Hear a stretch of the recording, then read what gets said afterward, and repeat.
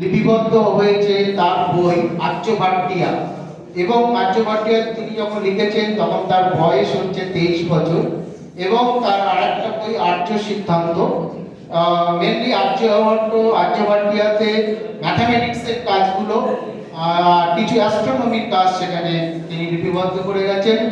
এবং আর্য সিদ্ধান্ত মেনলি অ্যাস্ট্রোনমির উপরে গ্রন্থ।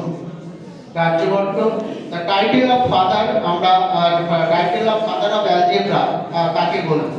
এখানে তিনজন ম্যাথামেটিশিয়ান, একজন ইন্ডিয়ান আর্যভট্ট, একজন গ্রিক ডাইফোটারিয়ান, and another is the Arabian mathematician.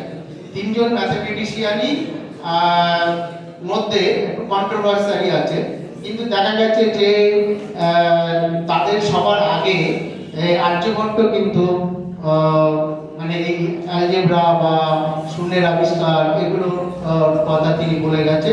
সেই কারণে যে আর্যভট্টকেই আমরা ফাদার অফ অ্যালজেব্রা হিসাবে চিহ্নিত করব।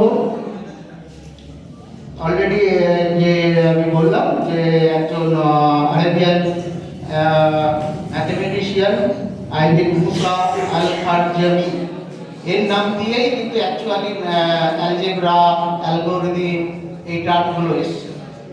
কিন্তু এদের অনেক আগেই, যেহেতু বায়োগ্রাফি দেখলে পাওয়া যাচ্ছে যে আর্যভট্ট তাদের অনেক আগেই জন্মগ্রহণ করেছে, তার কাজগুলো কিন্তু হাইলাইট হয়নি।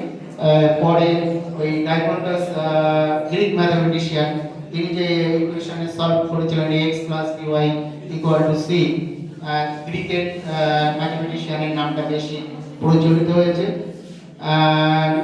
যাই হোক, আর্যভট্ট যে ফাদার অফ অ্যালজেব্রা, এ নিয়ে কোনো কন্ট্রোভার্সি থাকা উচিত নয় অ্যাজ এ ইন্ডিয়ান হিসাবে।